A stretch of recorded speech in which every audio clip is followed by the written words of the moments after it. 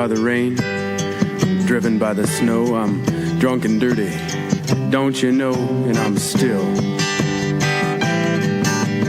willing. And I was out on the road late at night. I seen my pretty Alice in every headlight. Alice,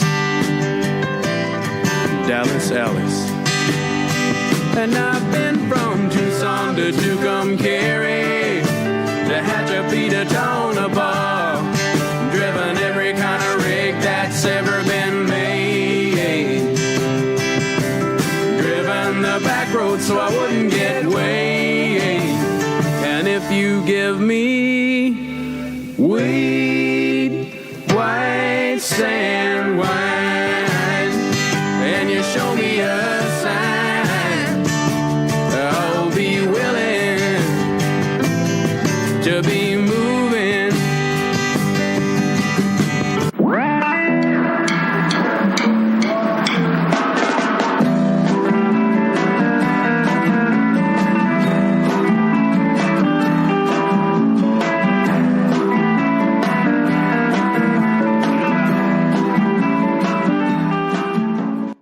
So this episode of Dopey on drugs, addiction, and dumb shit is brought to you by Aloe Recovery, located in southern sunny California, in Silver Lake and Malibu and a few other places down there. Aloe is the place to go if you are fucked and struggling and need a place to get well. Their staff has a combined 675 years of experience treating addiction and mental health problems. Their clinical director, Dr. Dina Mannion, has 3 decades of experience treating addiction and mental health disorders. They are doctors or board-certified addictionologists, multidisciplinary care team with a psychiatrist, master's, and doctoral level therapists to treat co-occurring and underlying mental health problems. If I was in trouble and I needed a place to go, I would go to Aloe. Mostly because it's Bob Forrest's place, and Bob Forrest says great things about it, and I know him and his friend Evan and their friend Bob created Aloe so that addicts can go to a place where they feel respected. And I think that's worth everything. And I have a friend who is at Aloe right now, and he says everything that I say about Aloe is true, especially the amenities, surfing, although I don't think he surfed yet, horseback riding, sweat lodges, and of course, the amazing sound bath meditation. If you're fucked, go to Aloe, check it out. It's very exciting. We also have a new ad from Just Coffee Co-op Company. And the Just Coffee Co-op Company is a worker-owned coffee roaster dedicated to creating and expanding a model of trade based on transparency, human dignity, and environmental sustainability. They build long-term relationships with small-scale coffee growers to bring you a truly incredible cup of coffee. And they sent me some of this coffee, and it really is good. They sent me my favorite is the dark roast. Linda likes the lighter roast. Everybody likes the medium roast. And it's exciting. If you guys want to support Dopey and you want to support Just Coffee, you go to justcoffee.coop and you /discount/dopeypod, and in April you'll get 30% of all the coffee. So they will send you coffee at a discounted rate. And if you do it with dopeypod as the code, you will receive a total of 35% off in April. So go to justcoffee.coop, JUSTCOFFEE.coop, and support them. And here is the show. Hello, and welcome to Dopey, the podcast about drugs, addiction, and dumb shit. And I'm Dave. And we have this guest today, and I'm very surprised he decided to come on so quickly. So I'm not as researched as I'd like to be. It's the host of the Jason Ellis Show, professional skateboarder, mixed martial art master. What would you call yourself? Jason Ellis. Jason Ellis, everybody. Here we go. Welcome. All right. Great to be here. Would you call yourself? It's not very hard to have me on the show, man. All you can do is ask. I know, man. It happened too quickly. Normally there's a whole flirtation. There's a dance. Yeah, no, I'm not very flirtatious. I just get to the point. Good. Sorry. Would you say you're a mixed martial arts master? No, not at all. I would say mixed martial bullshit artist. All right. Mixed martial arts enthusiast, maybe. Yeah, there you go. Well, when I was years and years ago, I was addicted to heroin, and I was listening to the Howard Stern show every day, forever. And I heard you come on for the first time. And you were a professional skateboarder from Australia, and I think you admitted to being a heroin addict. And the thing that really caught my eye, though, is that you idolized Howard the way I did. Right. Did you? Is Yeah. this true? Yeah, I only know one radio guy, really. I've never really... I mean, I know other radio guys now because I'm in radio, but I only know Howard Stern. Everything else is just like a commercial radio. So, yeah, he was like Elvis of radio. Yeah, I see him more like he's Elvis, but he's so soulful. So I don't know what is... I guess Elvis is very soulful, too, though. So Some fuck it. people say. Do you like Elvis? Yeah, he's cool. Yeah. I like Elvis, too. Listen to him. And I always had it in my head that I wanted to be like Howard, so I noted that we had a similar ambition. I wound up falling down a hole of total drug abuse, and you wound up getting a show on Sirius. How did you do it? How old are you? I'm 44. When were you on heroin? Because my story, when I told Howard Stern that I did heroin, I was many, many years past that. And usually if you do heroin, even if you turn your life around, shit doesn't just pop up rosy straight away. It used to be a period of digging deep and working your way back into society. So I feel like by the time I was on the Stern Show talking about doing heroin with prostitutes, because I know the story you're talking about, that was a long time ago. When I was telling that story, I was a different person. Like when I told that story, if you couldn't pay me to do heroin again. Give me the timeline a little bit. Shit, I mean,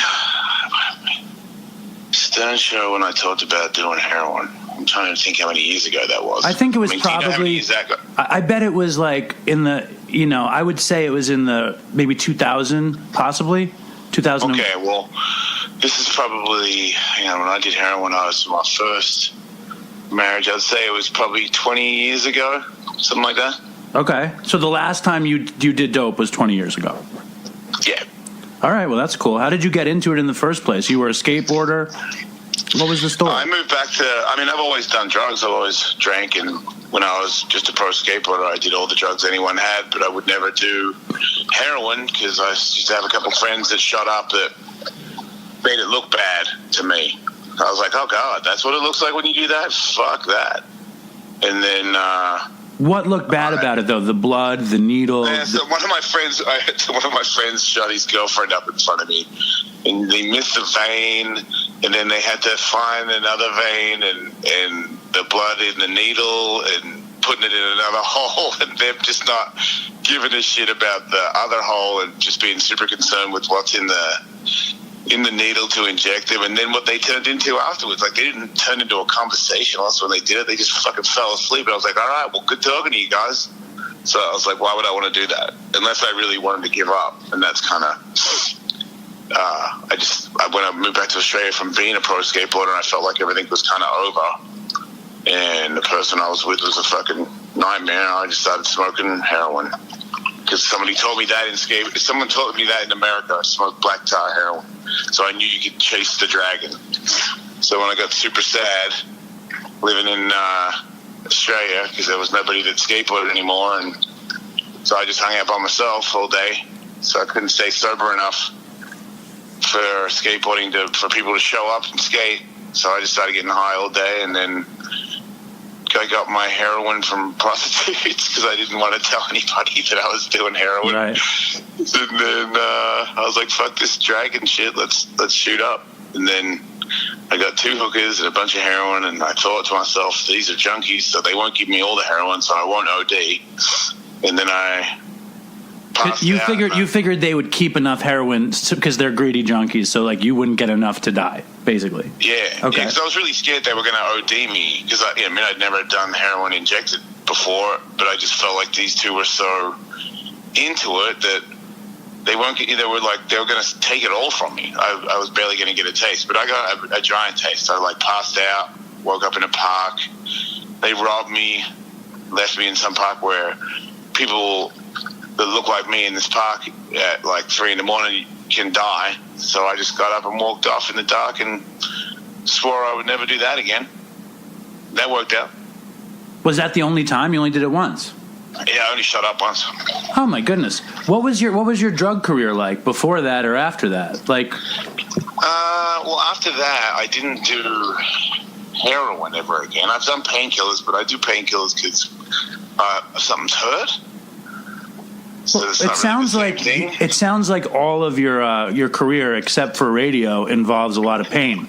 You know, falling off a skateboard or getting punched in the face, or having to fall down or getting kicked in the stomach or whatever. That's a lot of pain everywhere, right? Yeah, I like that though. You like the pain? Alive. I still do it. It's my biggest thing is how do I do stuff that involves pain and danger without being too irresponsible and still walk the next day because I'm 47. I got all these injuries from falling over all the time. What do you like about the pain? I don't know so much about the actual pain, but it's just without the pain, then what would be the fear or the danger? Like there has to be a consequence. So that it's not so much the pain that I like; it's the dodging it, facing consequences that could be painful. Right. It's like the wild aspect. Like, because I'm a total pussy, and I fear pain a lot, and like I've avoided getting hit my whole life. When I was a kid, I grew up in Manhattan, and we were all skateboarding.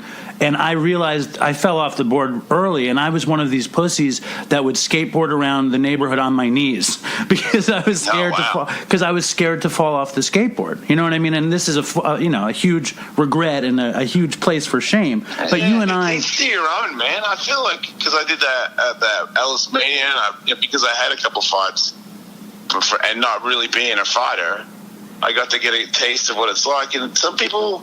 I feel like some guys have to have a fight. They might not know it, but they have to have one. But some guys don't, and they don't need, and they shouldn't, and they don't need to feel bad about it. Like it is kind of stupid if you're doing it in an angry way.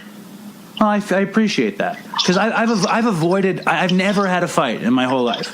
I've never had. You don't need to. It's like some people just don't. Like I used to not understand why people wouldn't want to do what I do. For the longest time, I'd be like, why wouldn't you want to jump off this? Why wouldn't you want to fly into the air? And I'm like, because some people don't, even if they could do it, it wouldn't interest them. It's kind of like, a Nickelback doesn't interest me, but it interests somebody. Yeah, I don't understand that either. Somebody does. Yeah. What I was going to ask you, when you became a pro skater, how old were you? I think, the first time I actually got paid, I was 16, so... In Australia. We have a huge Australian fan base, by the way. I know you think our show is nothing. We got fucking at least 5,000 people right now listening in Australia. Shut the fuck up. I swear to God, the Dopey Nation. You have the Ellis fam. We have the Dopey Nation. I don't think you realize how the Dopey... I didn't realize, you're right. Yeah. I didn't realize anything. I don't listen to anybody or anything. I just go to work and that's it. I just keep going. Do you still listen to Howard?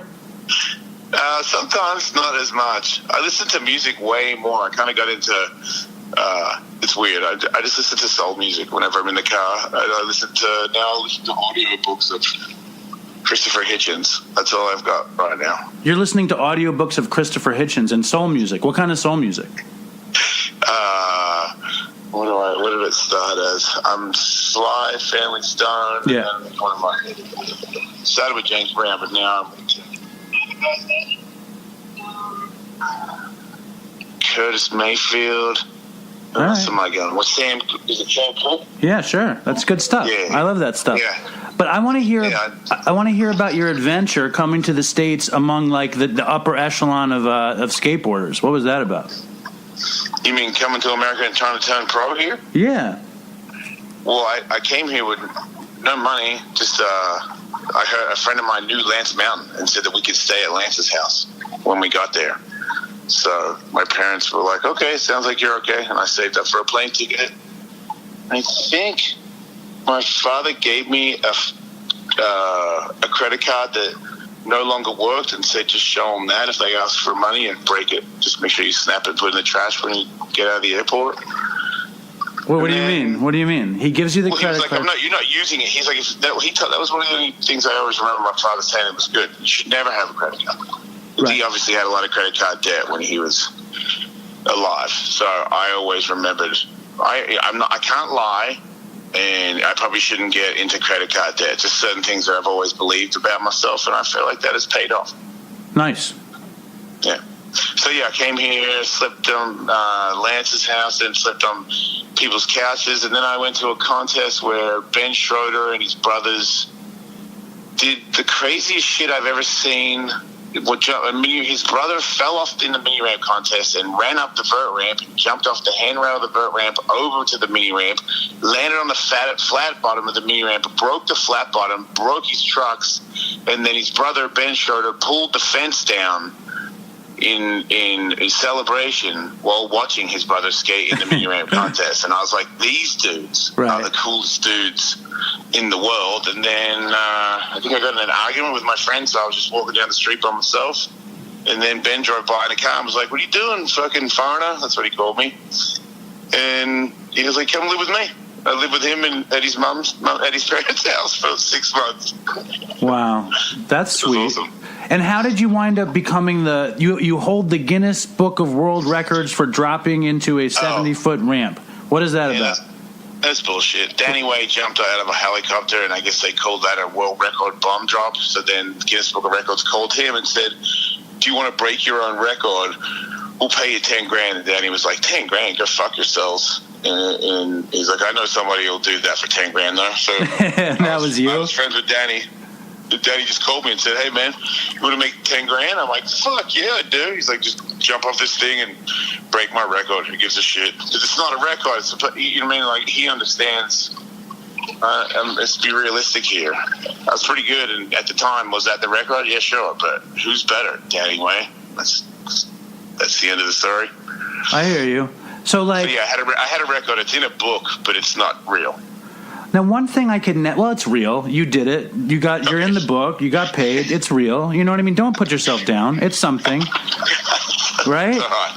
I can live with it. It's okay.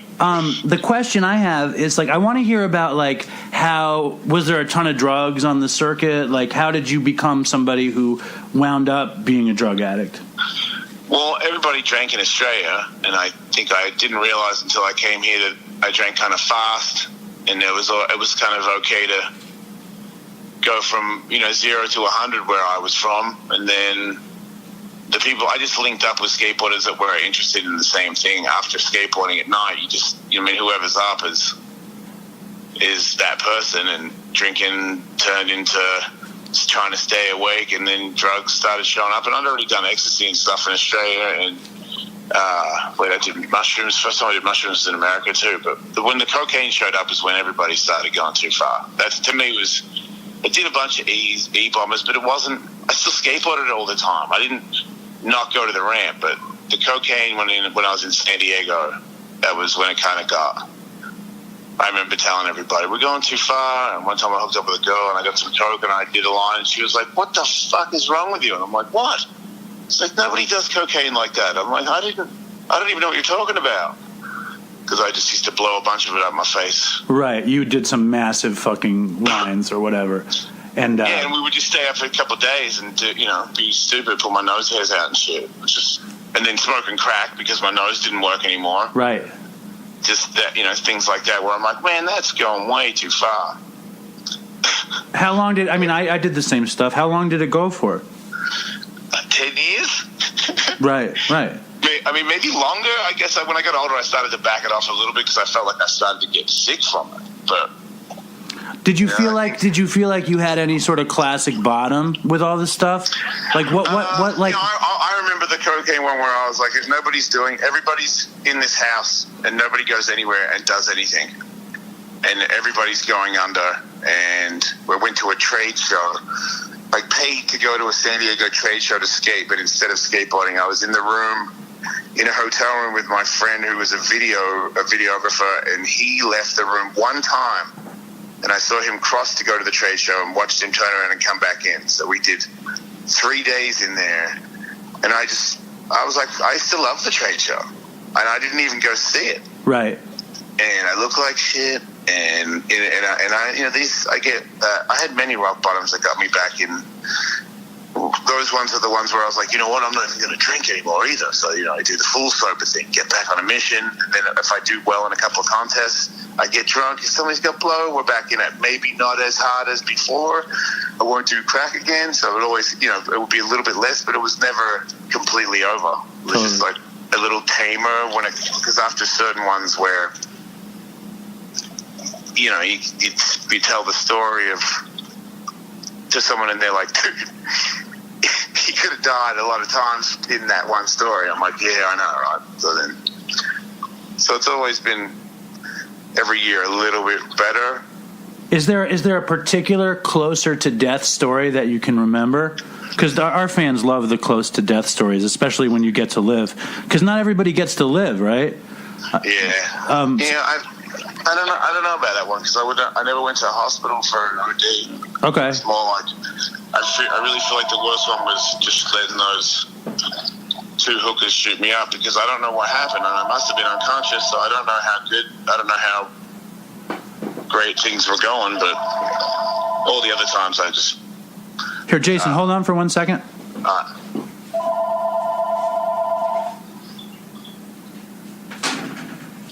You can see how professional I am. I'm recording at my father's kitchen, and the phone won't stop fucking ringing. But that's how popular my father is. Hold on.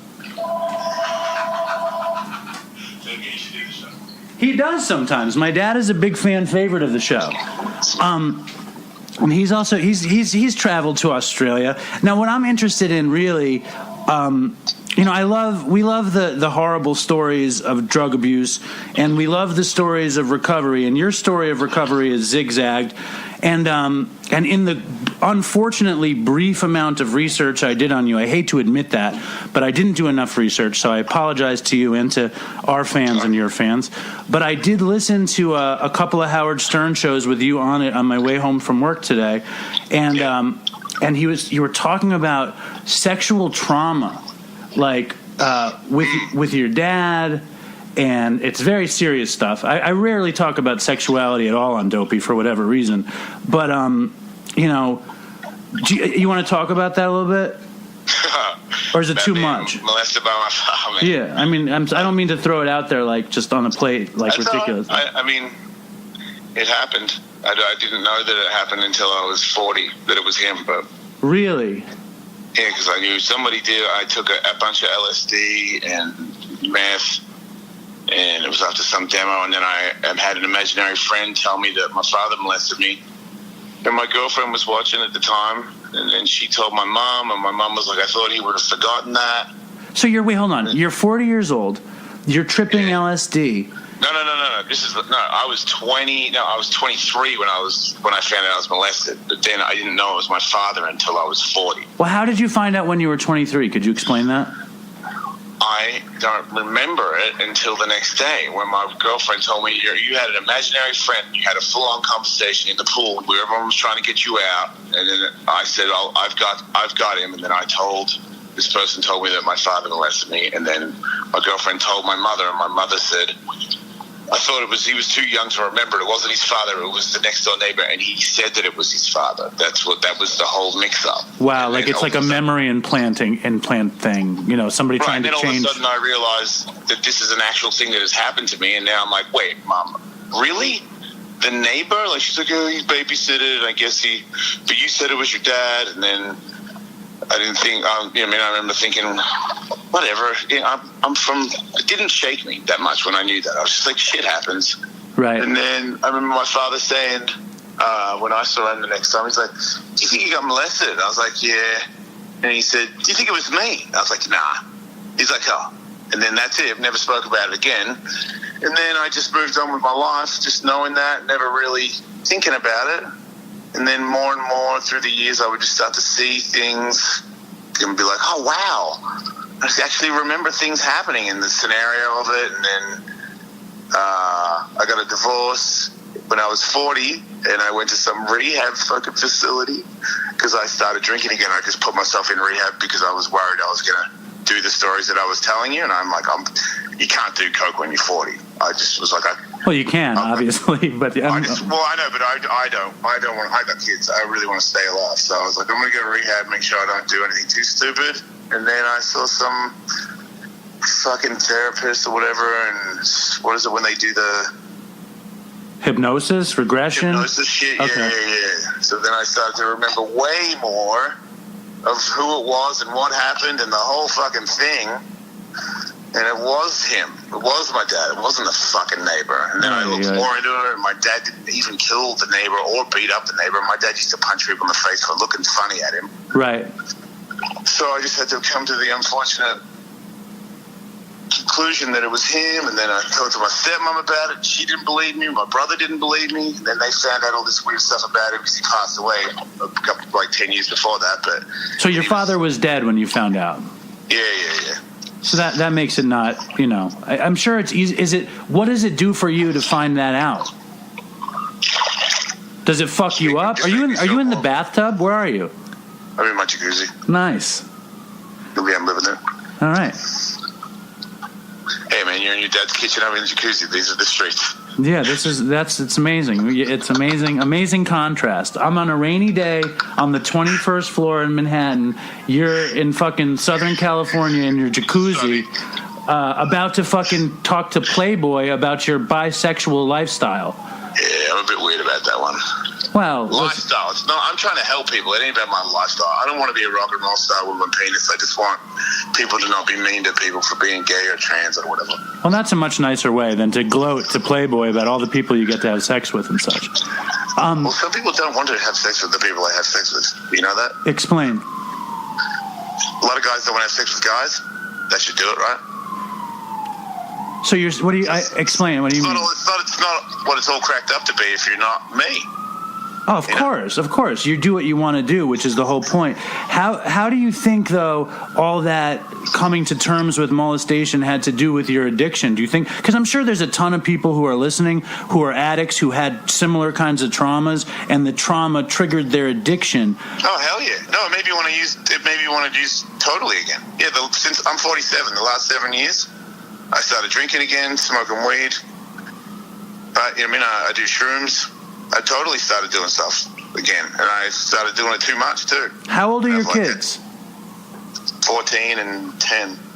All right, I have a 9-year-old and a 10-month-old. Okay. Oh wow. And I'm 44, and I've been sober off of everything for 4 years. Okay, or not even 4 years, 3.5 years. It'll be 4 years in the summer. Congratulations. Thank you.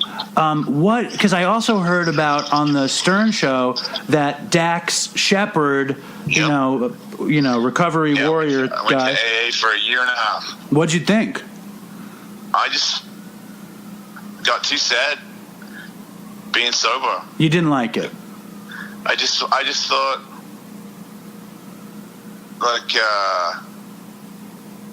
I can't do it. I couldn't live like that anymore. I did all the things that you do. You meditate and you eat or fucking exercise or whatever, and I was like, man, I'm just lame. Surely there can be like a happy medium here. You weren't happy, joyous, and free when you were sober. Fuck no. And I was doing so many other things that it was getting dangerous. Like I don't think I did it right. I don't think I did the steps right. I don't want to talk shit on anybody. No. But I felt like I wasn't getting what I wanted out of it fast enough. And in a year and a half, I was like, I don't know what step I'm at. I don't even really get to talk to the person that's my sponsor. I'm kind of over it. I have problems with my sponsor too. Smoking cigars and drinking O'Douls. It's just bullshit. And then I go to the meeting and they're all chewing that fucking Nicorette shit that makes my head spin. Right. I'm like, you know what? I'm just gonna smoke weed. Fuck you guys. And I don't think it's right, but for me, it works for me. I'm a happier person day to day. I smoke weed if I go to the gym. I still work out.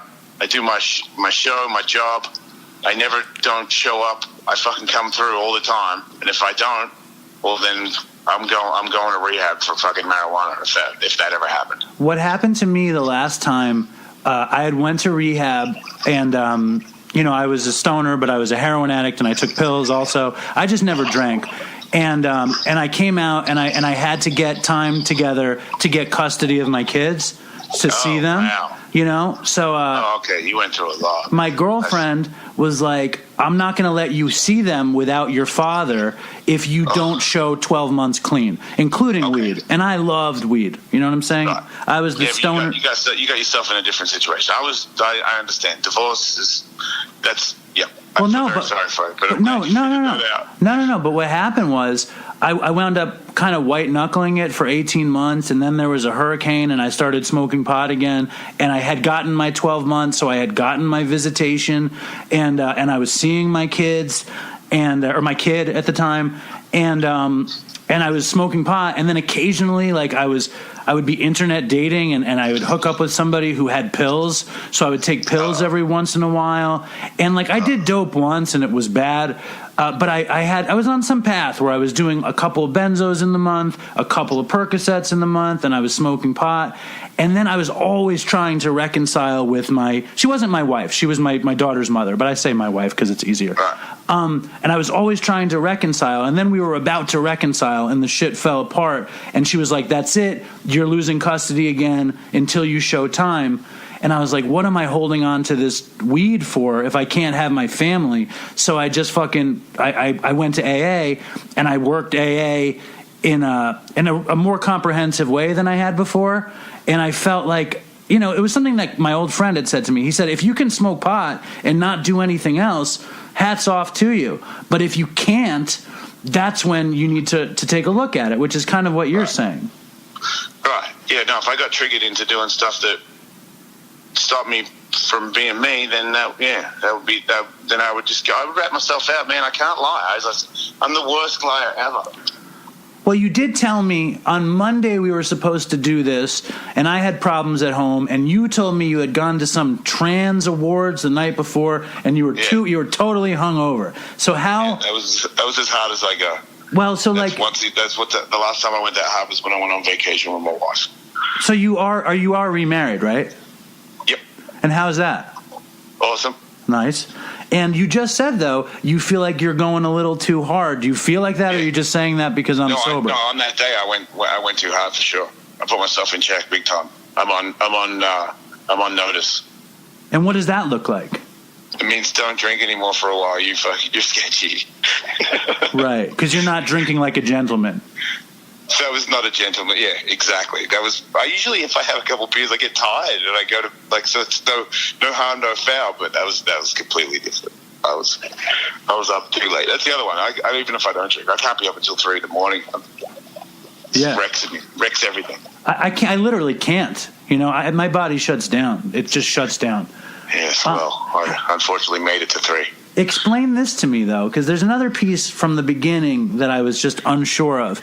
I feel like rarely do you hear about an extreme athlete, because whatever you want to call about yourself, it's an extreme athlete. You're like this big, adventurous, athletic dude, correct? Sure. All right, whatever. Fuck it. Extreme athlete. And then your desire was to be on the radio. Not really. I mean, my desire, I just knew it was more Tony Hawk knew. I knew I was funny, but I just never thought anybody would hire me. And Tony thought that I'd always be a great radio guy and offered me a job at Sirius. I didn't audition or anything. It was an accident.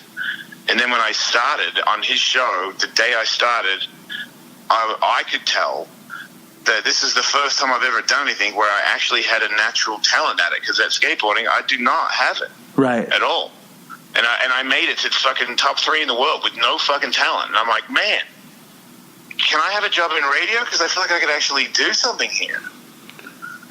And what do you think? I think I'm doing pretty good. Right on. It was kind of right. What's your favorite thing about doing your radio show? Making dick jokes for millions of dollars. Right. And I mean, did you get on Sirius? Were you on the Stern Show after you were on Sirius, or was it before? No, I was on way before. So you were always on Sirius from Tony Hawk. Yep, I had Tony Hawk's show, and then I became a DJ, and then the DJ gig, I started talking in between songs too much, and then I argued with my boss's boss if I could keep talking. And he said, people seem to like it, go ahead. And then I just talked for a flat-out hour and played 2 songs, and I turned my DJ gig into a talk show without anybody really knowing. And it got big. It got bigger and bigger, and people at Sirius started giving me more and more power. And then someone was like, hey, you should go on the Stern Show. And I'm like, you think? And then I think the only reason I got on was because a friend of mine that had been on there who was friends with Howard, Bob Levy, pitched the put M&Ms in your foreskin, dude. And that's how I got on. That's how it really happened. So you put M&Ms in your foreskin, and that's how you got on. First, the reason I got on Stern is because I got butt naked and put a bunch of M&Ms in my foreskin. That's how you make it. You know, I went on But Stern. I had the same mindset that day as I did when I was in the X Games. Like I was playing for fucking keeps. I was like, I'm gonna make it right now. I'm gonna make it. I remember being in the taxi on the way back to the airport. I was like, you did it. Whatever the fuck I did. No, but that's a whole fucking next level lifestyle, to be honest. To do what is necessary in the moment. You know what I'm saying? Like, I feel like I've failed at a million moments. I was on the Howard Stern show once. Does. What'd you do? I lied. M&Ms in you did? No, I don't have a foreskin, so I just dropped M&Ms on my penis, and they just kind of went to the ground. It was like sad. I came up with this ridiculous story. I had a show on I had some weird show on this cable network years and years ago, and I decided the only way that it would be as big as I wanted it to be was if I went on the Howard Stern show. And I figured I didn't have a foreskin to put M&Ms in, and I didn't want to drag my girlfriend to get naked, and I didn't want to get naked and stand with like a billboard that said I love Howard. So I decided to lie, and which you don't do. I used to do it a lot. And I decided like that I would lie and say that my show was taking a poll. My show aired on college campuses, and I said that that it was 1999, and I said that my audience had voted Howard to be. My show was called Shuffle. It was a music show, and they called it the Shuffle Entertainer of the Millennium was Howard Stern. And he loved it, you know. And I had a little bowling trophy made up that said "Shuffle Entertainer of the Millennium," and I was already drug addict at that point. And I stayed up the night before with my girlfriend doing heroin, and I felt too tired, so we started doing coke. And I think we probably dropped ecstasy at some point that night too. And we started walking up to K-Rock in Manhattan. And by the time I got there, I was just totally clear. You know what I mean? Like between the nervousness, the dope, the coke, and the ecstasy, I looked sober somehow. I was, you know, okay. And Howard believed me. He accepted the award, and he started thanking. Wow. He thanked Don Buchwald. He thanked Gary. He thanked Robin. And then all of a sudden, he thanks me. And that's when Robin goes, "Are you a fucking idiot, Howard? This kid is obviously high." And Howard kicked me out at that point. She ratted you out. She totally ratted me out, which was awesome. You know what I mean? Like, that's awesome. To be recognized as being high on the Howard Stern show for me was a total rite of passage. Of course, it led to, you know, many, many, many years of inactivity, only to reemerge as a sober podcast host with a waiter job on the side. So you understand? Yeah, I'm totally on fire. I want to ask you something else. When you were on the Stern show, you hadn't done dope in years. Were you using then the first time? No. Because that's when Artie was... Wait a minute. I mean, I might have... I mean, when you talk about dope, no... Smoking weed? Do you mean? No, I meant I meant hard drugs. You were just like a stoner. By the time I was in radio, I was not doing hard drugs. And Artie was there when you were there. Yeah. Did you sense Artie's like total? He was on that day. I've been there 4 times. He had a couple good ones, couple bad ones. I could tell a little bit. You know, we actually I spent 2 years trying to get Artie on Dopey, okay, and on the 3rd year we got him on. How'd that go? It was fucked up. It was Chris was still alive. My partner was still alive, and we went to Hoboken to interview him. Okay, and I was so naive. I didn't realize that they were both high. You know what I'm saying? And Artie was fucking. He seemed to be totally high on coke, and Chris I think was high on coke and dope, and I was sober, and that was the last time I saw Chris alive. But it was a pretty monumental interview. It was crazy. It's a crazy story. You know what I'm saying? Crazy. Yeah, that's another level right there. I don't know how he does it. I don't know how he's alive. Artie? Well, I think he's getting help now. I think I have great hope that Artie's going to get it together. I hope so, man. I've never seen anybody do that to their nose before. It looks crazy. I know. It's like he wasn't chasing the dragon. I don't know how anyone chases the dragon. Like, I don't know how that's a preferred form of using. I didn't know. That was the only way I thought you could consume it. I only knew one way. I wasn't trying to cancel anybody about how to get high. It was kind of secret, you know? No, I hear you. I just, when we started doing dope, tar, what my friend did, I had a buddy, he was like, he would empty out an Afrin bottle of nasal spray, and he would put the tar in there with water, and we would just squirt the heroin up our noses at first. Right. And you didn't lose anything. You know, whatever. I've snorted off a spoon before. It's terrible. Yeah, it's gross. So, like, you have a crazy audience, the Wolf Knives. I guess so. I don't really want to name. The Wolf Knives is my clothing company, but yeah, some people are Wolf Knives, I guess, because they get a name and shit like that. Friends. A lot of people know each other, you know? Like, they all hang out with each other, but without the show. It's like their own family. Well, that's fucking amazing. And I really do appreciate you coming on. I really do. Awesome. And, you know, fucking hell. How do I get a show on Sirius? What do I do? Just like go on tour with Tony Hawk and break a couple bones. Skateboard on my knees. 50 or so. Knock yourself out like 20 times. Yeah. Do a couple of them on TV. Yeah. Say some tough shit. Yeah. Yeah, I don't see it happening for me. But it's overrated. No, shut the fuck up. You're in your jacuzzi, you know, about to do an interview about pansexual lifestyles and then taking bong hits. Fucking, what did the sober community in LA say when you know, started drinking and smoking weed? Did they give you shit or no? I haven't seen them. The only thing at one point, Dax stopped talking to me and he thought that I was using it and I wasn't. But he thought that I was only hanging out with him because he was famous. And I was like, oh, man, like, you guys are all total letdowns. Like, it made it worse to me. Made me less attracted to sober people. But all the people that I was friends with in those meetings, I think they were awesome people. I really felt a bonding with a lot of those guys in there. So you miss them? Yeah, they were friends. I don't have many friends. I don't really like hanging out with people. I'm not really social. I don't go out that much. So I had some dude friends there for a little bit, and we all talked about some shit on a Tuesday. I do miss that a little bit, but... Well, you know that you can always go back. You know, what the fuck? I've heard that. You can go back if you want, you know. Do you know Steve Jones? He's the guitar player from the Sex Pistols. He's got like the best radio show in LA. You never heard Jonesy's Jukebox? Dude, you've never heard Jonesy's Jukebox? Where do you live? I don't know. In a cave. But where do you live? You live in Los Angeles, right? Oh, yeah, Hollywood, yeah. No, listen to Jonesy's Jukebox. I think it's on 95.5. He was terrestrial radio? Yeah, man. Listen to him. He's great. No, you're not going to listen to him? Commercials. I hear you. Anyway, I really do appreciate you coming on. And I know you don't want to be my friend, but if you ever want to give me a call, you ever need anything, I'm always here for you. You know what I'm saying? Thanks, dude.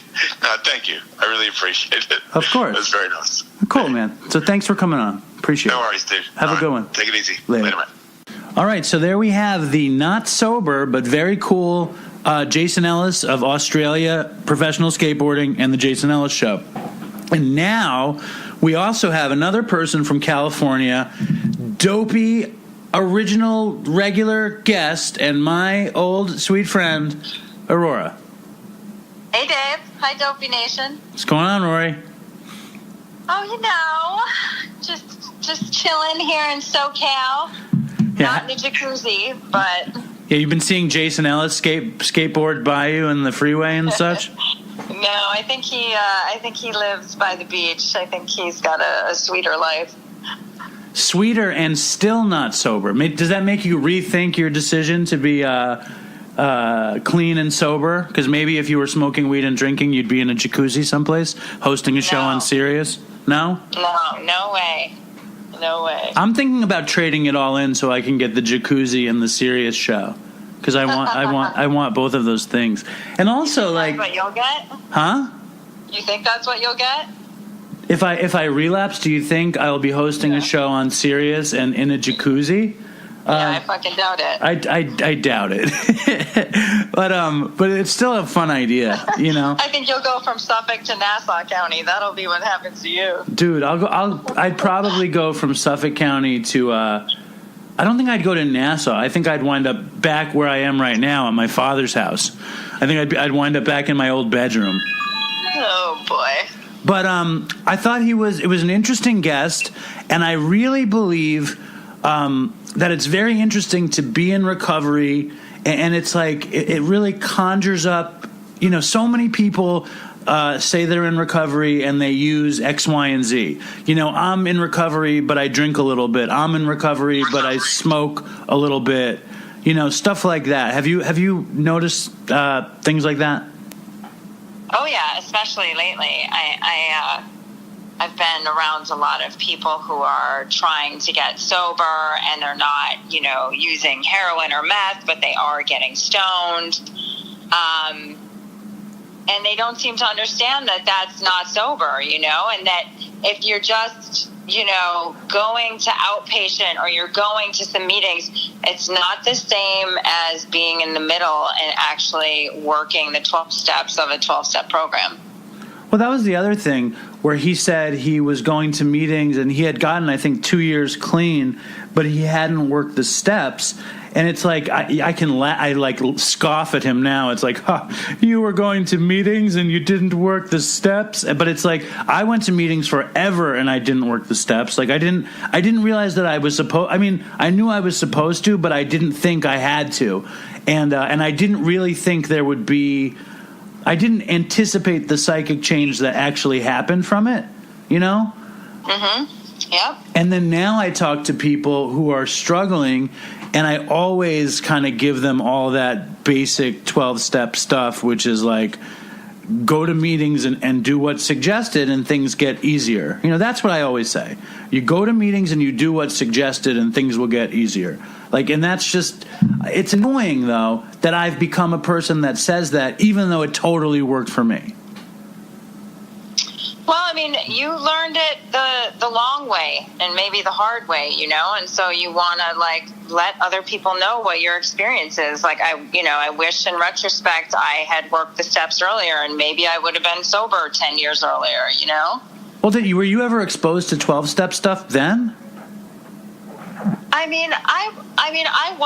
would go with my great aunt. She would take me to her AA meetings when I was a kid. So I went to a few of them, and then I went to a couple Alateen meetings. But I always felt like Alateen meetings because your parents were both addicts and alcoholics. Right. And I felt shame. I felt like everybody was like, oh, this poor little girl, her mom's that terrible drug addict, I felt a lot of defiance and a lot of shame, Yeah. So, and I didn't really get the steps either, I didn't get, and it's only through 3 years of being sober. It's only in the last year that I've gone through so many painful experiences that I actually started relying on the steps for the relief, definitely the first 2 years, it was it was like a chore to do the steps. Now I kind of step work helps me. It relieves this, this pain and this uncomfortability. So I want to do it. When I came in, I was in so much pain that the steps totally worked to relieve me of the pain, of my psychic misery. And now I'm actually redoing the steps. I have this new sponsor on Long Island, and he's like this very muscly tattooed guy, right? He has he has tattoos all over his neck. He's got tattoos on his knuckles that say "real deal." He's got tattoos up his wrists. He's like one of these he's like a contractor from Long Island, but he's got 15 years clean and he seems incredibly happy and he's totally in tune with the steps. So I'm redoing him. Fuck it. I love how in that interview you're like, yeah, I've got 4 years sober. Then you're like, oh wait, well I guess I really only have 3.5. Well, yeah, I'm counting on the next 6 months to go smoothly. It's funny as time goes by, you kind of project onto your clean time, I guess. So Aurora has been gone for a long time in California. She lived in New York forever. Me and her used to go to the same meeting, and she moved to California on a long-time production job. And recently, that has changed. Right, Rory? Yep, the gig ended, and so I'm searching for my next one. So I haven't been working for the past 6 weeks, which is not comfortable for me. There's a lot of uncertainty about what will be the next job and when it will start, and financial insecurity and a lot of unstructured free time, which I don't love. But, that being said, it's been nice to have time off, and,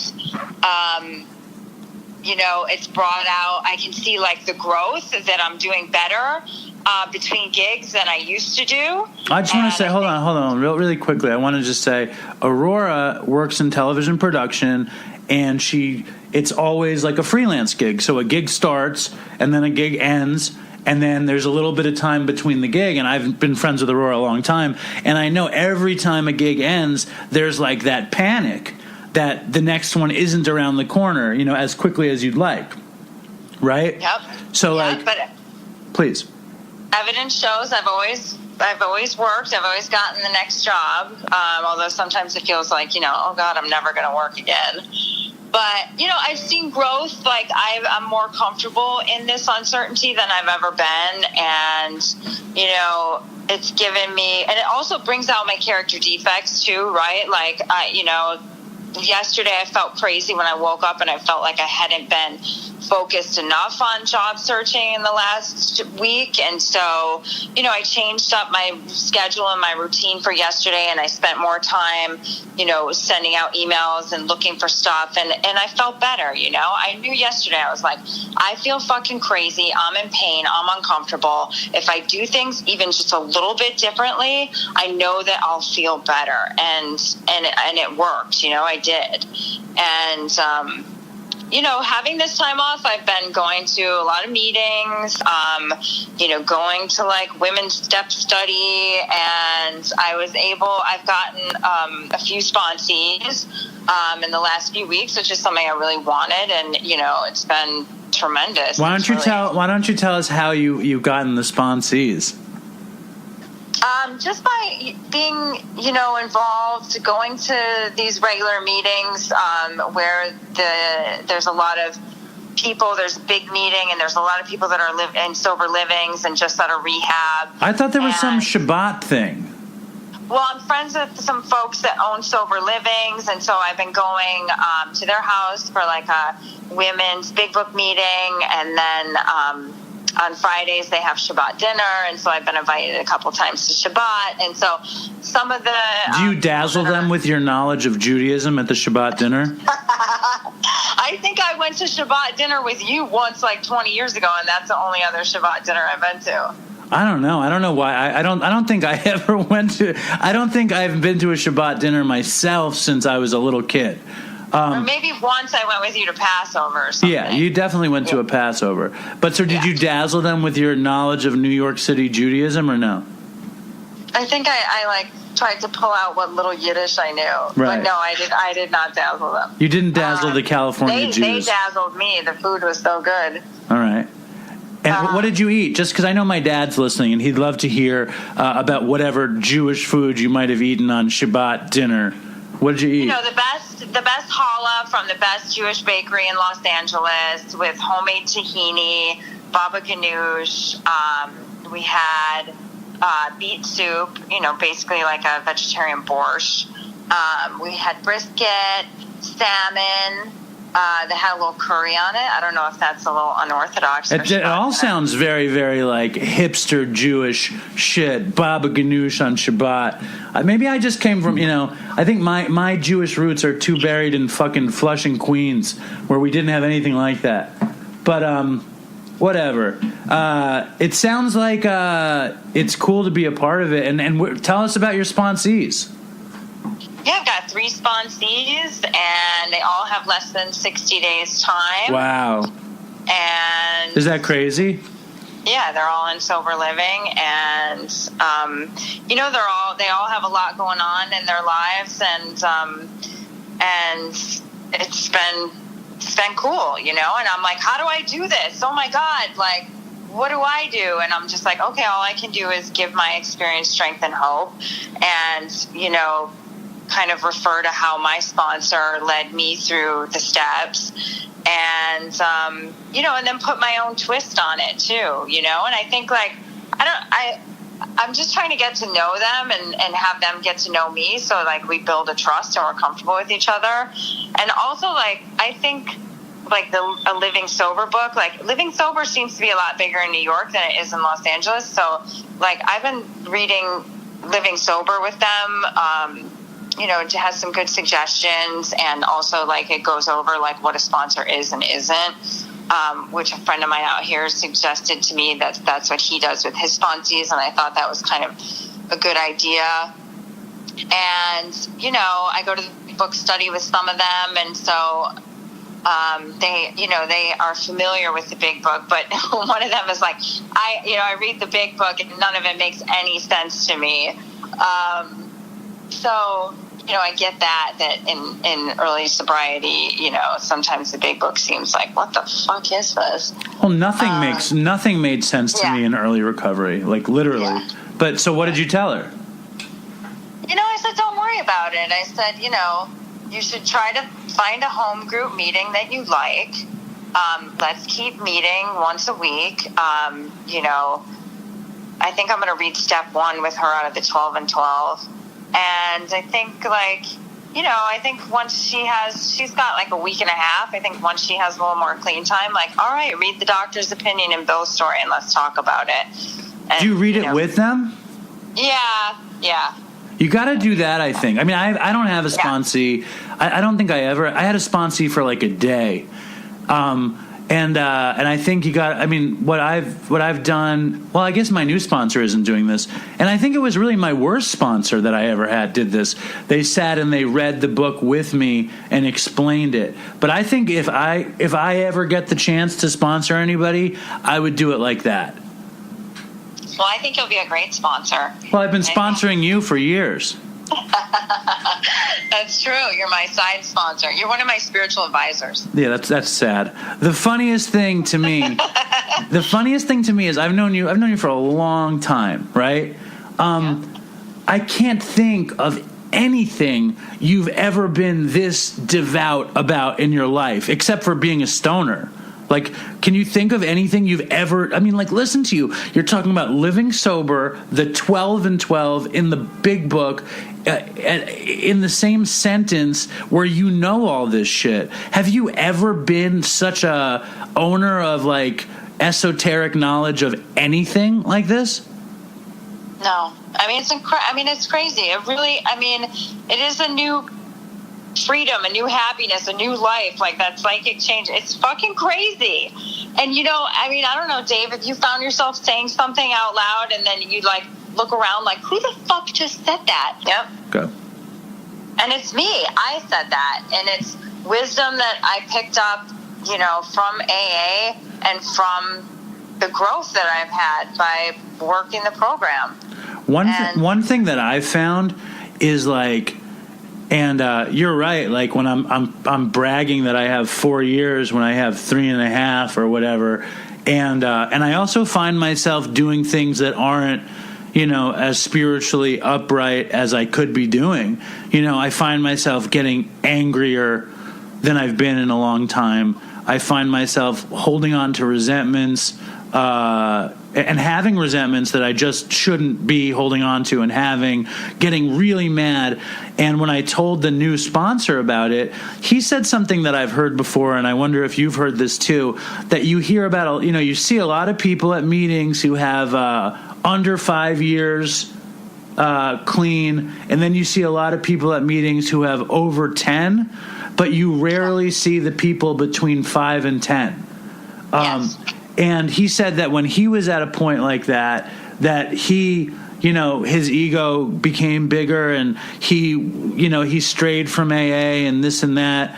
And he said that it was good that I found somebody to work with again. And I think he's right, because I need to, like, I don't want to fuck this thing up. And even if I'm, like, abstinent, if I have these feelings, I'm not exactly sober, Exactly, yeah. I saw my friend Brendan speak this week, and I'd never heard him speak before. And he was, a friend. He's a friend of 20 years. so I knew him when he was drunk.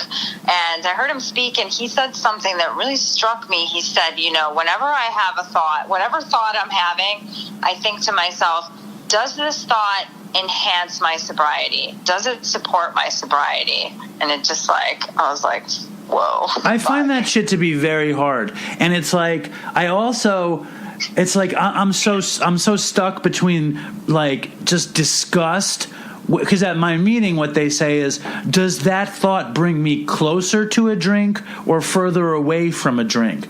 And I'm like, fuck you. I'm not close to a drink. It doesn't make me further away from a drink. I don't like that kind of talk. But when your friend says, what does he say exactly? Does this thought enhance my sobriety? Right. That just becomes like a freaky idea of self-policing that I'm not exactly comfortable with, but it's the next level. You know what I mean? That's the next level of spirituality, of sobriety, whatever. Exactly. I think that's why it really struck a chord with me. Now, I'm going to change the subject for a second. I want to tell a quick story. All right, great. So I was working with one of my sponsees this week, and we were reading Living Sober, her and I, back and forth.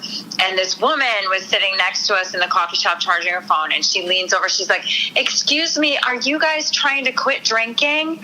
And we're like, well, we're not drinking. And she was like, "Oh, yeah, I haven't had a drink in 15 years, and I was going to suggest to you, I did hypnosis, and that's what helped me to stop drinking. I haven't had a drop since I was hypnotized."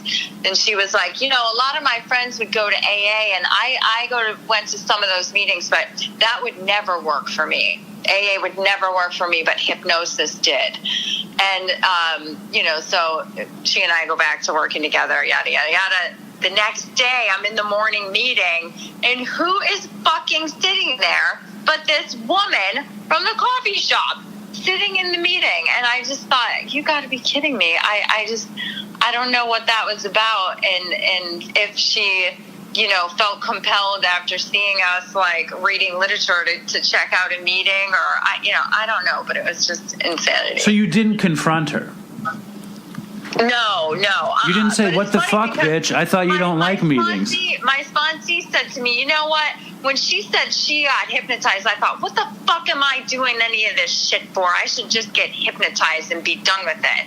And then, there she was in the fucking morning meeting, and I was like, you see, it only works if you work it. Here is this woman who said, A didn't work for her, and here she is, sitting in this meeting. I wish you had confronted her, though, because maybe she was lying the day before. What a weird thing. That's a really weird story, I think. Yeah. I want to get hypnotized, though. I would love to get hypnotized. I'm not exactly sure what I would do with it, but maybe I would get off chocolate. I'd get off sweets. Maybe I could be more of a, a pious person, more of have more of a program. Maybe I could get hypnotized to have more of a program. Maybe you could get hypnotized to be less of a pussy. Maybe I could. Not ride a skateboard on your knees. That made me crack up. I was re-listening to the interview, and we were 11 years old doing that. It makes me sound like I was 19 on my knees. We were 11 in Stuyvesant Town, me and Robbie and Dave, and fuck it, I can't. I shouldn't have said that. And then you're mocking me in this part. How dare you? Can we fucking talk about how we're 10 days away from the Game of Thrones premiere? That's not yet. We're going to get to that. But yes, we can. What do you know? What do you know about the game? First of all, what did you think about hearing that I was so much of a pussy that I skateboarded on my knees? What did that make you think? No, it endeared you to me even more, Dave. Okay. So Game of Thrones premiere is coming up. Are you prepared? I'm ready. I'm so ready. I mean, I have rewatched every season probably twice. I'm pumped up. I have a new theory. You have what? I have a new theory. Okay. I think, about what I think is going to happen in the end, and I'm just super excited. All right, what's your theory? I think that maybe we're going to end up with the wolf pack. That in the end, it's going to be Arya, and Jon Snow and Sansa, and that maybe Daenerys is going to have a baby, and she'll die, but the baby will live, and we'll be left with the wolf pack. But Jon Snow isn't even a Stark. He's a fucking whatever she is. I know. What is she called again? What is she? So maybe it's just Arya, Sansa, and the baby, and Jon is dead. And Daenerys. I don't know. Well, what makes you think that? I don't know. It's just an intuition, just a feeling. There's like so many theories, and I'm sure I would love to hear what the Dopey Nation thinks. Well, Dopey Nation, if you have any thoughts about what's going to happen with Game of Thrones, you should write Aurora an email. Aurora, because I don't want to hear about it. What's your email address, Aurora? Give it out on the show. Seriously, I love Game of Thrones. You and I spent lots of time watching Game of Thrones. But if I want to be really, really truthful, that last season was disappointing to me. I didn't like it. I did not like the way they set up the relationship between Jon and fucking Daenerys. I thought there was no chemistry. I thought they rushed that shit in a way that I didn't like. I just think they did a lot of weird shit there. And I hope that this last season is satisfying. You understand? I understand. I hope it's also satisfying. You know what I'm doing now? I've doubled back and I'm watching Mad Men again. I haven't gone there yet. I find Mad Men to be the most relaxing of all of these shows because it's like creativity and inspiration and history and like broken family, and I really, really, really, really find it relaxing. But I've got problems because I keep watching the same 5 shows over and over and over. I mean, I just watched the show Formula One Racing doc on Netflix. Talk about fucking 0 to 100. I love that shit. I love that show. It's good? Very good. So good. You want to hear a crazy story? Yeah. It's kind of akin, I don't know if it's really akin to your 12-step meeting hypnotist story, but yesterday I was with, you remember Toast that I work with, the guy Toast? No. I work with this guy Toast. He's a meat cutter. And the two of us went to do a catering event at Viacom, okay? Uh-huh. And we're doing a party at Viacom, and there's this huge line to get sandwiches, and this dude goes to the front of the line, okay? And he looks at me, and you know what he says? What? Stay strong, Dopey Nation. Whoa! And I said, shh, don't tell anybody. And he said, yeah, nobody can know about me either. And he walked away, and Toast was like, oh, shit, that's like old school. Like that it was like some secret society or like Fight Club. And the Dopey Nation is like a fucking secret society, Aurora. What do you think about that? That is so fucking cool. I love that. It really that story. Doesn't it amaze you at how big this shit is getting? I was amazed when you told Jason that you had 5,000 Aussie Dopey Nation fans. I don't think that's really true, by the way. Oh. I think we have less. If you're an Australian Dopey fan, you should write an email to dopeypodcast@gmail.com because I should be taking a head count. There's no way we have 5,000 Australian fans. I would guess it's 1,500, but that's still a decent number, right? Mm-hmm. I mean, it's not quite 5,000, but it's a decent number. Now, you've been listening to the show more now that you have time on your hands, correct? Yes, I have. And any thoughts, any questions, anything you want to know?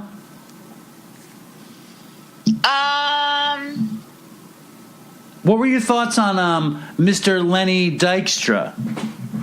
Lenny, I mean, I like the Lenny, you know, it made me uncomfortable. He had that, like, you know, Bradley Cooper in A Star Is Born, like, fucking gross high voice that really skeeved me out in the beginning, but then I, like, settled into it. You know, I thought it was a good interview. I thought it was interesting. I thought there was a lot of justification still in his part for not being sober, you know.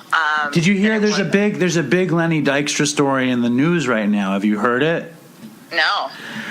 Well, apparently in the news there's a pitcher who used to play for the Mets named Ron Darling. Mm-hmm. And and he wrote a book about himself. And in the book, he says that Lenny Dykstra had been hurling racial epithets. Is that the word, epithets? Do you know that word? I do know that word.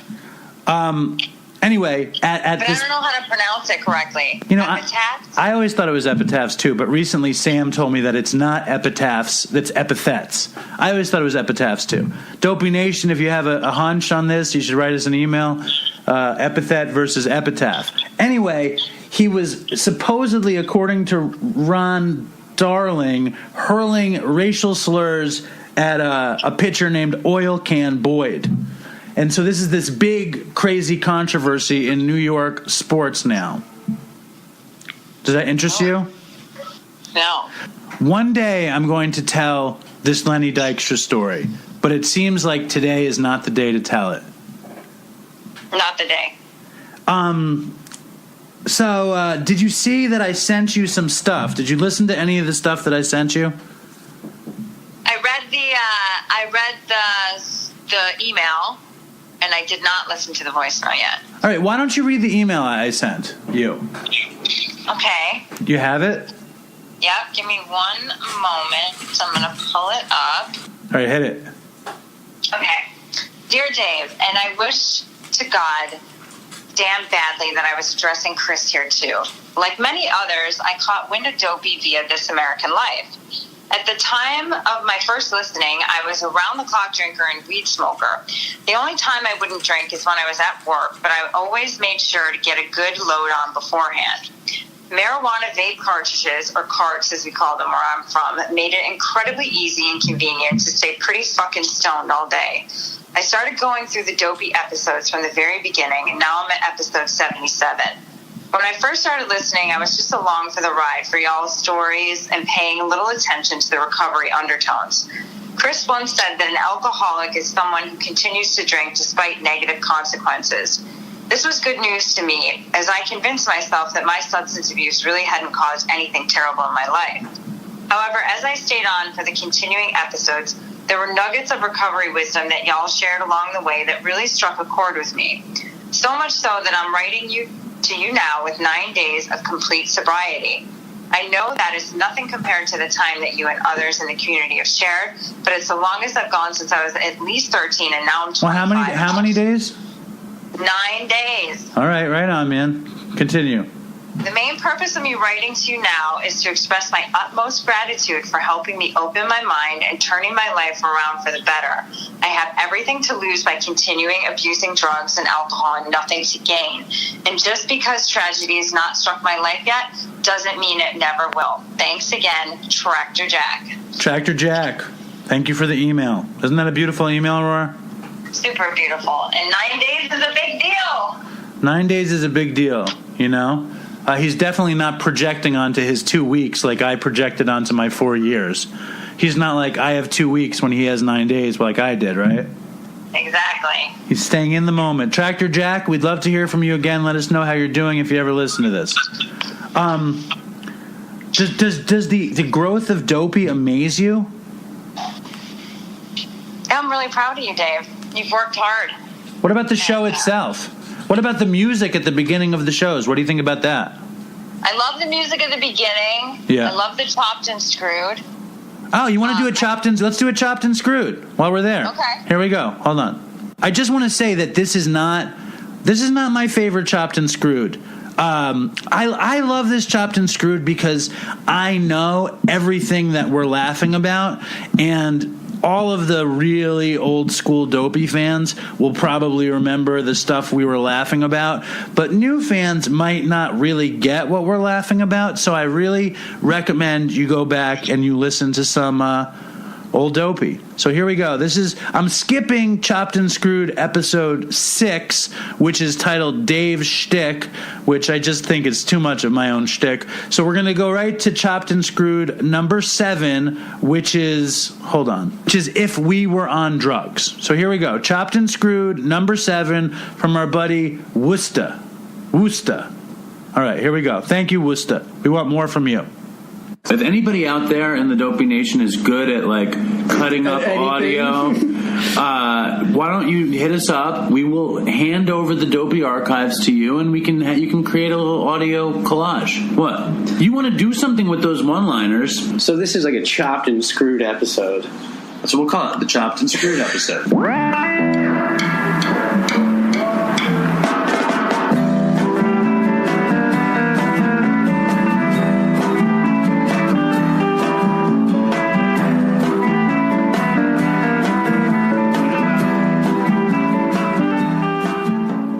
I swear to God, this Dopey episode would be like what Dopey would be if we were on drugs. But, ooh, who's that? It's time for Sober Link. Sober Link. Well, I'll do it later. Did you see The Lion King? I did. I saw the movie finally with my. Oh, did you see the play? No. Yeah, see the play. Actually, I didn't even like it that much.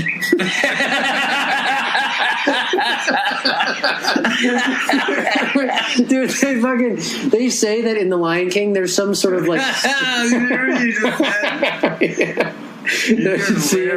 you volunteered for the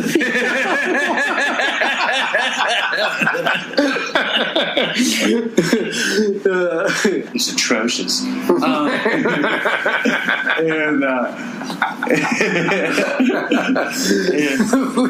was atrocious. It was. I was a real pot snob, and I was like, no, I'm not buying that. Chris is so funny because he's so easily amused. He goes, "You crazy?" It's funny. And when the dog name was Chili's. No, he was. No, his name is Hoodie. Oh yes, there's no smell. It's medium. And I was talking one night, and I remember this guy like interrupted me, and he's like, "Chris," he's like, "You got to talk about something else besides drugs." And and he was genuine, he was being nice, you know what I mean? And so like I decided, I'm like, okay, like I'm gonna listen to this guy. And I remember I had absolutely nothing to say. You're like, could you pass me the bread and butter, please? That was good. I couldn't find any matching. Siri's a dumb bitch. Fucking Siri, man. Fucking Siri sucks. So anyways, there was last episode I told him to go suck a dick. It was shit, and I think I accidentally was fingering her asshole. And oh my god, that's brutal, dude. Yeah, that's tough. This story is beyond. Yeah, beyond. I like it. Except that she's dead. PCP. Yeah. We all know that word just from fucking trading places. Exactly. You know what this shit does to kids? The limitless load. The limitless load. The limitless load. The limitless load. The limitless load. It's a limitless load. I was like, wow, I must be experiencing HPPD or hallucinogen persisting perceptual disorder. Dude, you got plugged in with GOD. HP.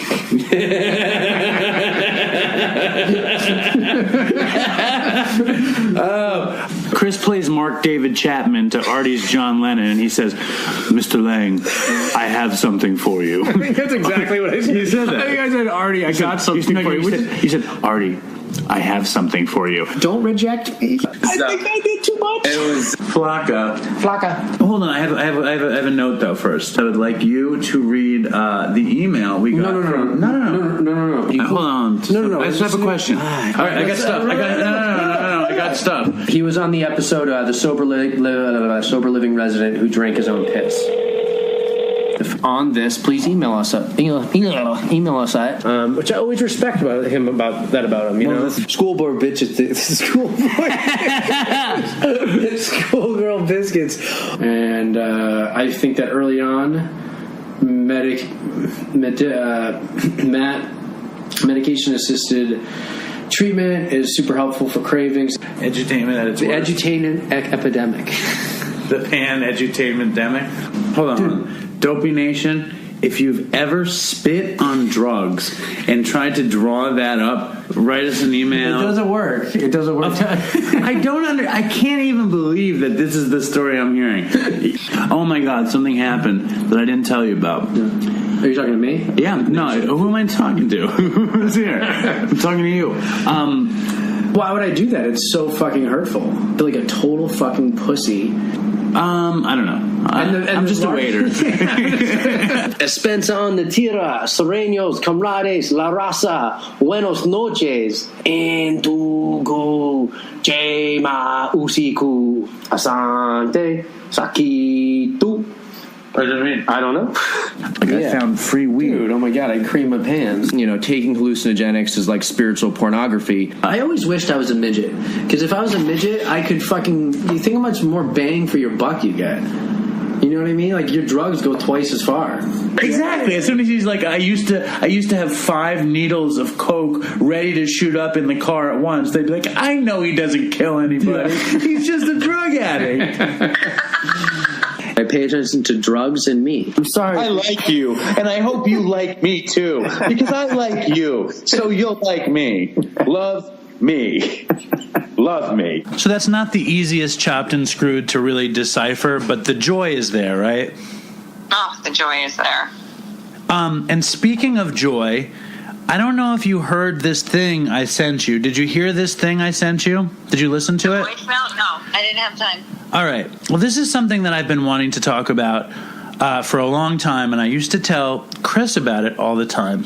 But as Aurora knows, I work with a waiter named Ishmael, and he's from Egypt, and he's a very, very funny and peculiar fellow.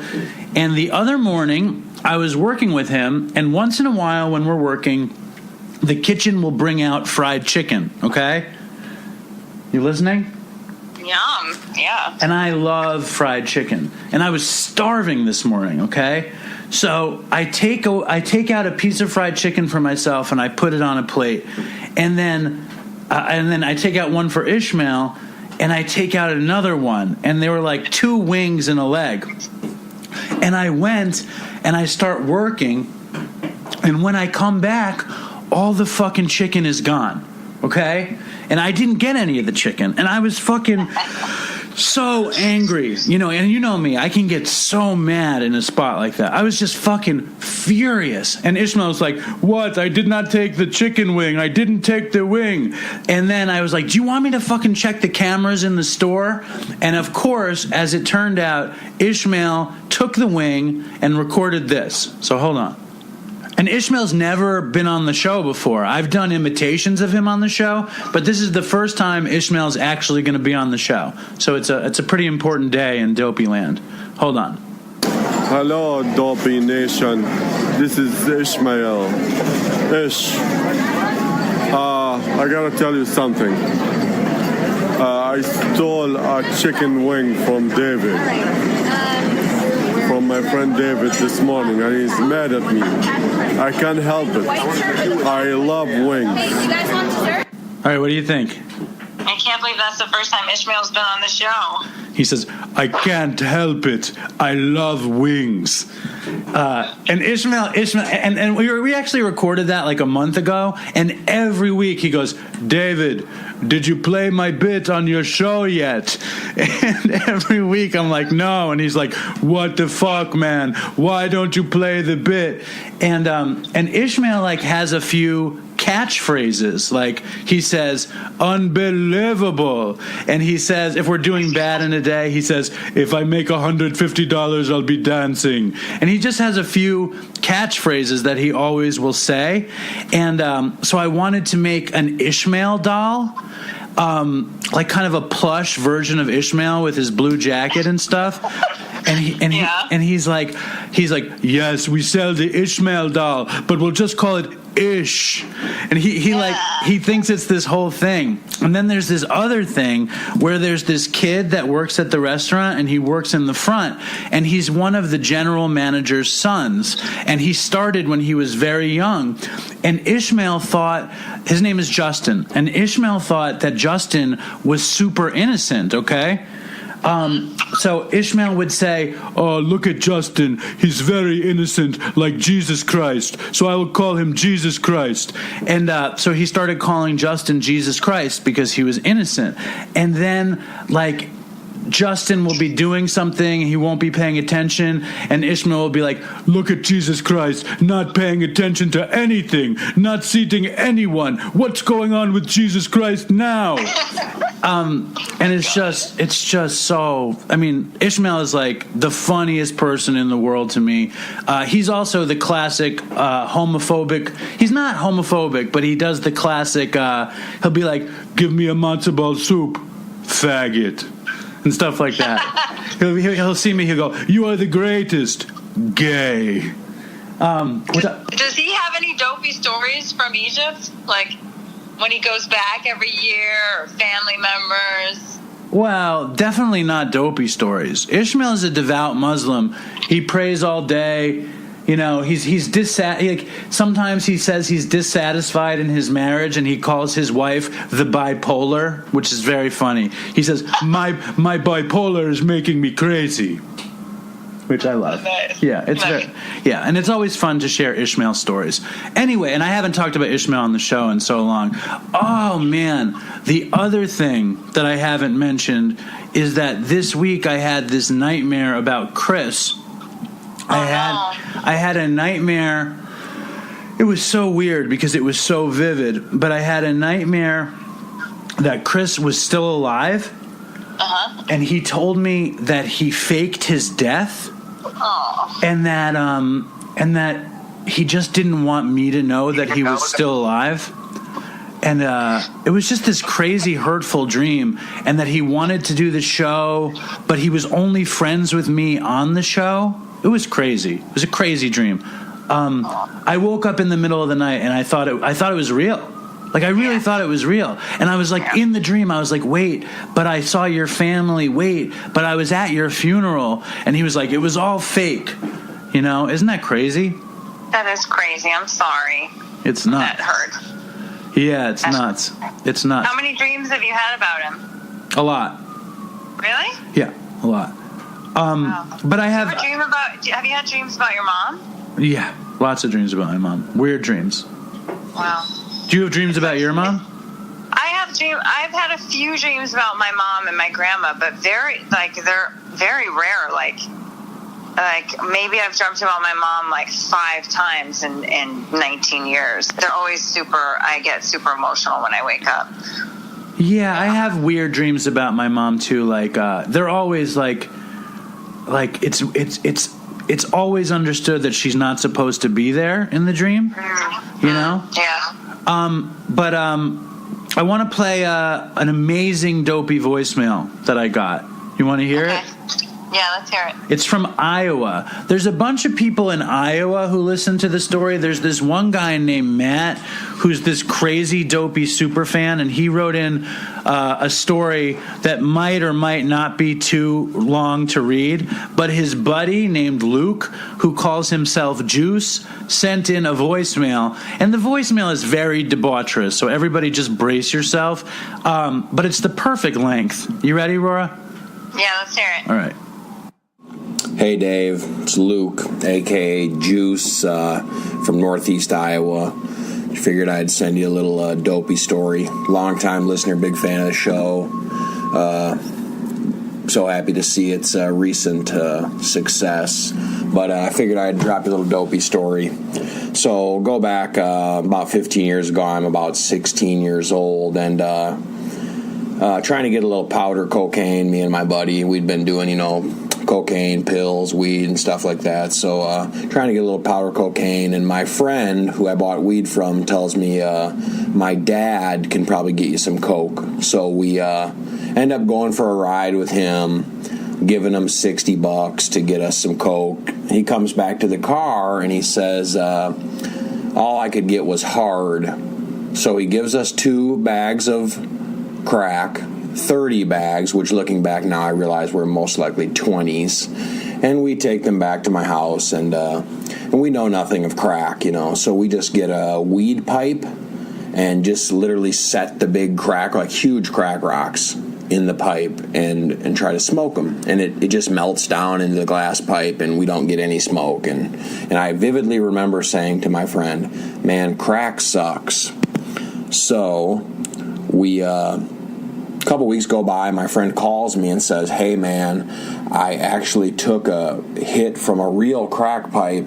You got to put the stuff your mom keeps under the sink in it, which is Chore Boy, I know now. So fast forward another couple weeks, my friend gets a bunch of money, comes up on a few $100s, I don't remember how, but we meet up with my friend's dad again, and he decides to buy like $300 worth of crack. So we're up in my friend's dad's attic, which has an extremely extensive VHS porn collection, and probably 6 13-inch TV VCR combos on the wall, all playing different VHS pornos. And it's me, my 16-year-old friend, we're both 16, and probably a 55-year-old 20-year crackhead. So we commenced to smoking crack. We have about 6 crack pipes going at this time, so we don't have to wait for them to cool down, so we can just go like back to back to back hits. And after a while, we're like, we should do something. So my friend's dad looks over and says, hey guys, we should get a hooker. And I'm 16, I'm not so much into hookers at the time. So I just say, I don't know, man, I'm not having sex with no hooker. He then looks at me in just complete disbelief that I would mention having sex with a hooker. And he says, no, we're not going to fuck her. We'll just beat her up real bad. And I'm 16-year-old, pretty green to the whole crack smoking game, and least to say I was a little taken aback. So fast forward, maybe another hour, we're still continuing to smoke crack. The crack's about gone, so we pack up and we're leaving, and he asked me, hey, before you go, can you do me a favor real quick outside? And I'm like, yeah, sure, man, no problem, whatever. So we get outside, and this is like in a city area. He has a small patch of grass with a large tent laying there. And he says, can you help me with this tent? He's like, I'll put it up and you get in it. And this was my cue to get the fuck out of there. So anyways, that's my dopey story, Dave. Love the show. And stay strong, Dopey Nation, and toodles for Chris. I know that's an insane story. Aurora, are you with me here? Yeah, dark times there. I don't want to say that I do not endorse beating up prostitutes or smoking crack or any of it. There's just something about the clarity of his voice and the delivery of the voicemail that I think makes it great. No? That was a fucking true dopey story, and to be 16 and experience that is some fucked up shit. I think he escaped by the skin of his fucking teeth. What about you? Yeah, I think that was like that's what I kind of had in my mind, that film The Room, like the guy was gonna like put him in his backyard for fucking 10 years, sodomize him. Terrible. Yeah. Anyway, before we go, I just want to read some dopey reviews. You ready? Yeah. All right. Where are these from? iTunes. Okay. This is Real. 5 stars from Ms. Betsy Brown. When you have an addiction to fight, Real helps more than anything. This is raw and does it for me, and I wicked miss Chris. So thank you, Ms. Betsy Brown. Here's another one. I started listening not long ago when I got into recovery for weed addiction. Since that moment, I've been listening to this podcast every day and have 43 days clean now. This is from Julie Zoller.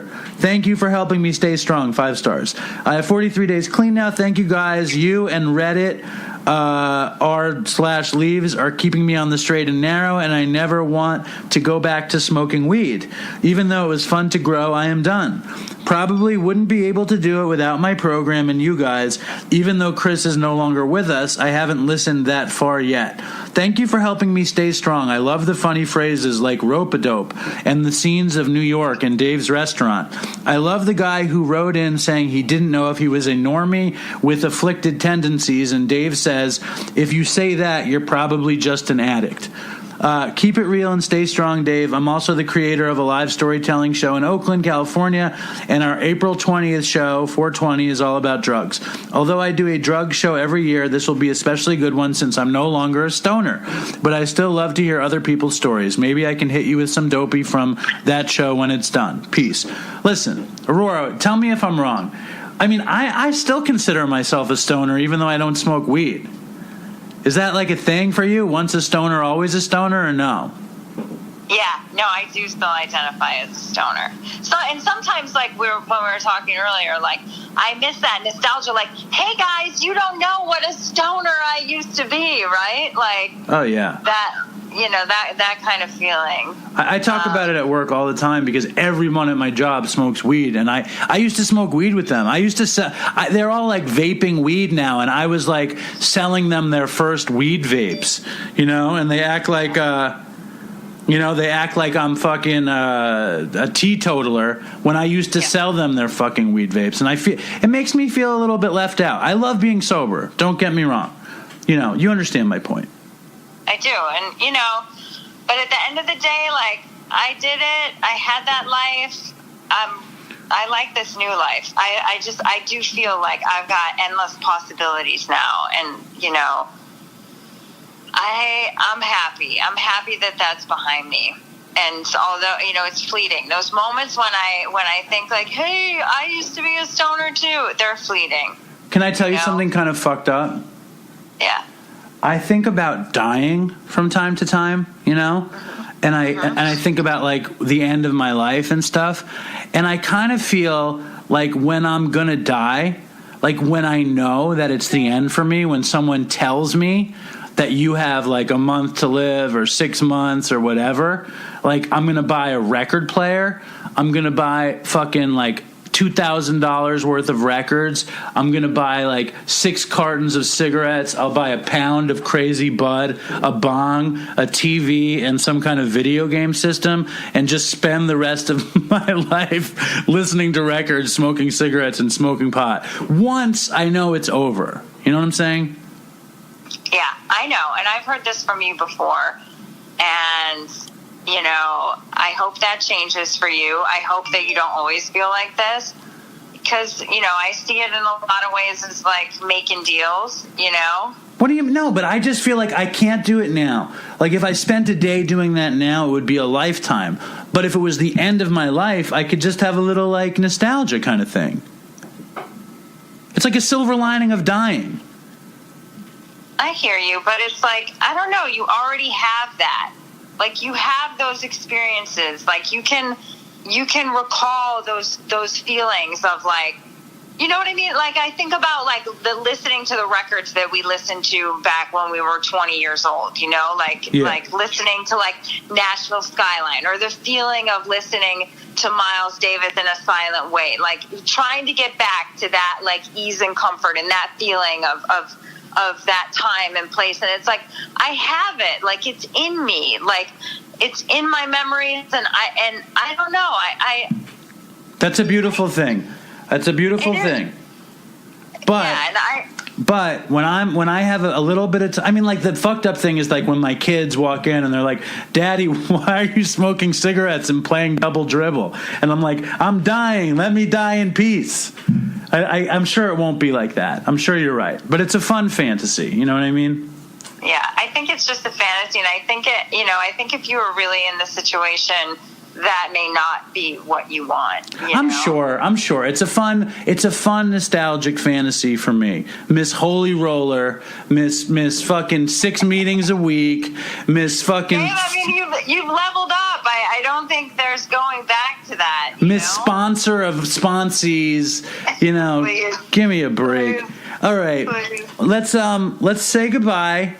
Oh, you know who fucking came by work? Who texted me and came by work? Who? My new mentor, Mark Maron. Really? Yup. He texted me. He's like, "Do you guys have real knishes or are they the frozen knishes?" He's like, "I'm in town." So he came in and then we hung out a little bit. So I'm going to try to like make Mark Maron my new mentor. What do you think? I love that. I think you should totally do that. All right. Well, if you guys want, you follow us on Instagram, Twitter, Facebook. I want to give a hearty Dopey hello to our Reddit follower, New York upstate engineer, who's just a brilliant writer. And whatever's going on with you, we have your back. Be in touch. You're a genius. You're super funny. I want to thank Cormac for doing Reddit. I want to thank, that dude, Foul Peralta, I think, who just did some amazing Dopey art. Some other dude just did some amazing Dopey art. Keep the songs coming. I want to thank you, Aurora, for coming on. You say you're welcome. Thank you. Thank you for having me. It's my pleasure. We want to thank Jason Ellis for coming on. And stay strong, Dopey Nation, right? Toodles. And fucking toodles for Chris. I want to take a walk around the world. I wonder would it do me any good? Until I get some money in my pocket, then I guess I'll just have to walk around my neighborhood. But I want to be good so bad. Want to be so good, so bad, so bad. I want to be good so bad. Bad desire's all I ever had. And I want to take a ride up in the sky. Watch this aeroplane just pass me by. And I want to see a Lear jetliner take a dive, just to show all of these people what it means to be alive. But I want to be good so bad. Want to be so good, so bad, so bad. I want to be good so bad. Bad desire's all I ever had. And my shadow's getting smaller and smaller. And it's time to know where I stand. Shadow's getting smaller and smaller. And it's time to know where I stand. And I wonder would they pay it any mind when I leave this busted city far behind. I'll take the high road, however far it winds, because peace and love are very, very, very hard to find. And I want to be good so bad. Want to be good so bad, so bad. I want to be good so bad. Bad desire's all I ever had. Damn it, all these suckers make me mad. And it's all I ever had. And it's all I ever had. And these suckers make me mad, and I want to call my dad, and it's all I ever had, and it's all I ever had, and it's all I ever had. And it's all I ever had. And these suckers make me mad, and it's all I